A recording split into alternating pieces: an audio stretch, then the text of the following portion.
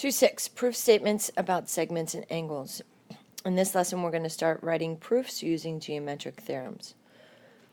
A proof is just a logical statement that, or argument that shows a statement is true. There are several formats, and we're going to use the two-column proof, okay, where we have numbered statements and a corresponding reason that shows that that argument is true in some kind of logical order. I will provide the statements in most cases, and you will have to provide the reason why that statement was written.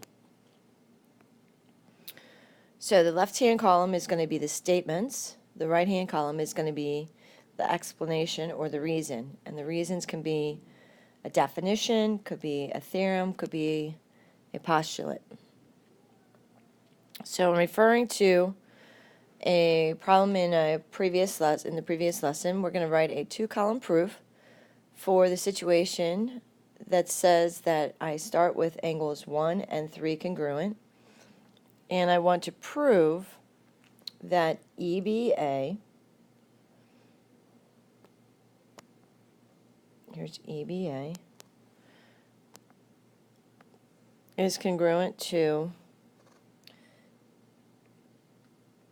DBC. Okay, so I'm going to prove that the blue angle is congruent to the red angle. Once again, I said the statements will be provided. We're going to have to come up with the reasons. In most cases, or the given is going to be the first statement. So that's our reason for writing the first statement. It's what was given to me. Now I look at the second statement. It says that EBA equals angle 3 plus angle 2. Well, I'm adding angles together. So this is angle addition.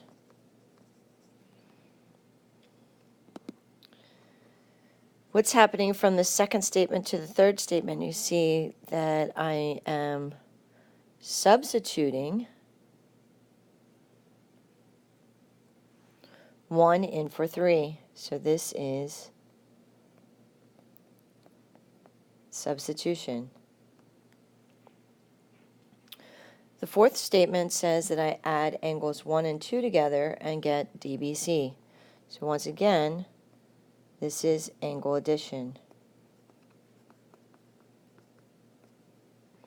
And the last statement is basically saying if the measure of EBA equals 1 plus 2 and 1 plus 2 equals DBC, then EBA equals DBC. So this is if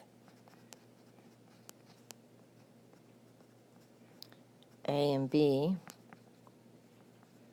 then C. So what is an if and then statement? Well, that's the transitive property.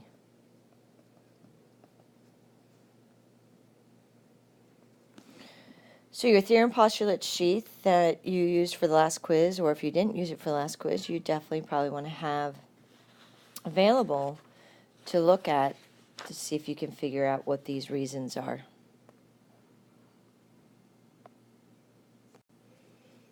Okay, so the next one is one for you to try. See if you can figure it out. I'm going to give you a hint that we are using segments this time. Segments.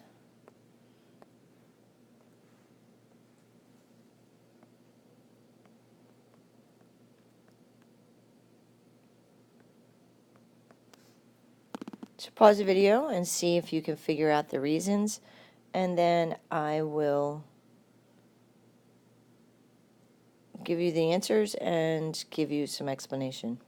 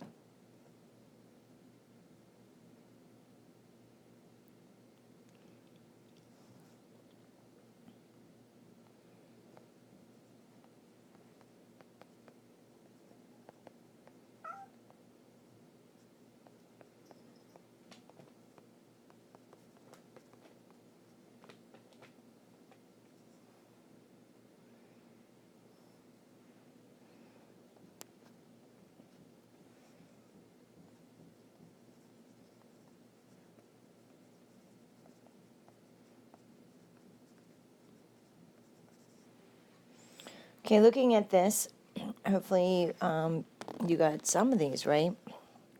The first statement is what's given. The second statement, you can see I added the two segments. I added AB and BC to get the whole length AC. In the third statement, I combined the first two.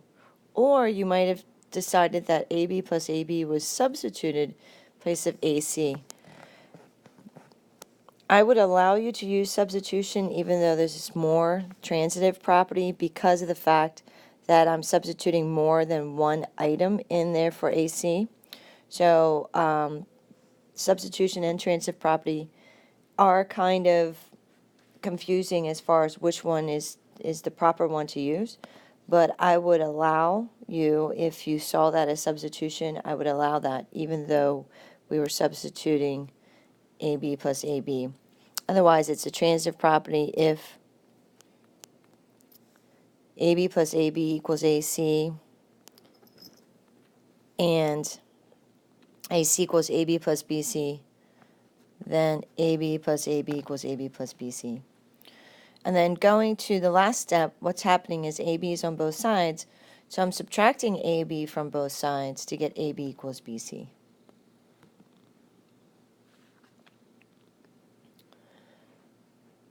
So again, reasons in a proof can be definitions, properties, postulates, theorems. A theorem is a statement that can be proven. So once you have proven that a theorem, you can use it as a reason in other proofs. We can use our reflexive, symmetric, and transitive properties when we talk about congruence. And we can use them for congruence of segments or congruence of angles. So going on, name the property illustrated by the statement. So we just want to be specific. An if and then statement is the transitive property.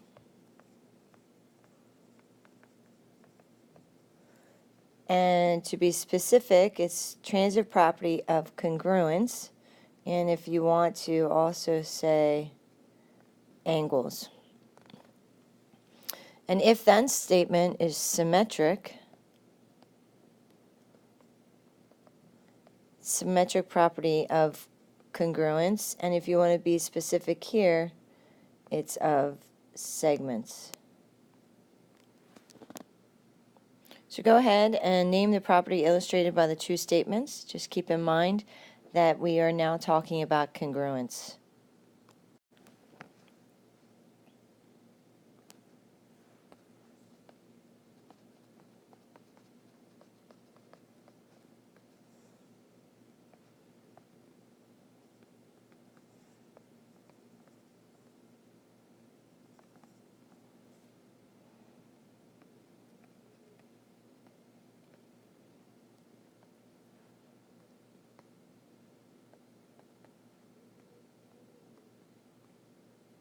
So hopefully you were able to recognize that the first one was the reflexive property. It's a reflexive property of congruence using segments. And the third property, if-then, number 3, the if-then property is symmetric. It's a symmetric property of congruence using angles. This will conclude day 1, so you need to complete the assignment that correlates to this.